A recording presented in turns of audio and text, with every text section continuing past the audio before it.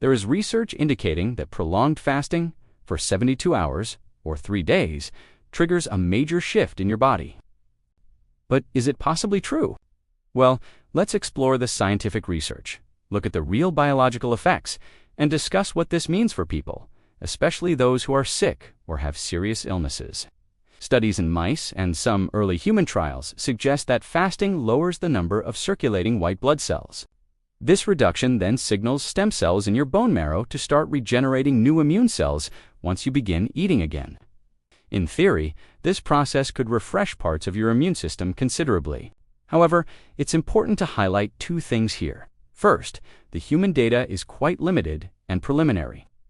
Most of the strong evidence we have comes from highly controlled lab settings and animal models, not from large-scale human trials.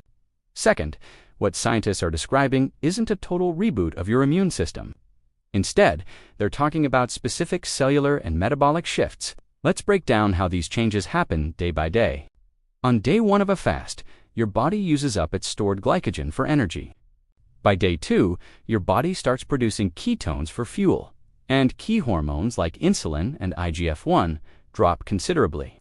On day 3, your body begins to break down older or less efficient white blood cells in a process called autophagy. When you resume eating, it sends a signal for your stem cells to produce new, fresh immune cells.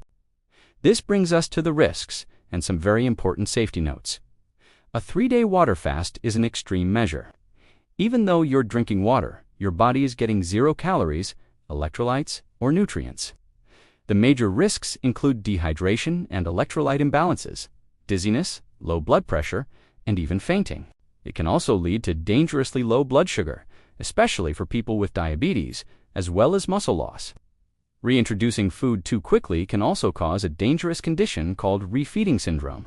This makes water fasting particularly risky for certain groups: people with serious illnesses like cancer, diabetes, or heart disease, individuals who are underweight, elderly, or pregnant, and anyone taking medication or with a history of eating disorders. For those who are already sick or immunocompromised, the idea of improving immunity through fasting is not medically validated and could be very harmful without strict physician supervision. So, what are some reasonable and evidence-based alternatives? Instead of an extreme water fast, most experts recommend safer strategies to support your immune health. This include clinically studied approaches like intermittent fasting or fasting for something like 16 hours and thereabouts. Thanks for watching. Please like, subscribe, and leave your questions in the comments below.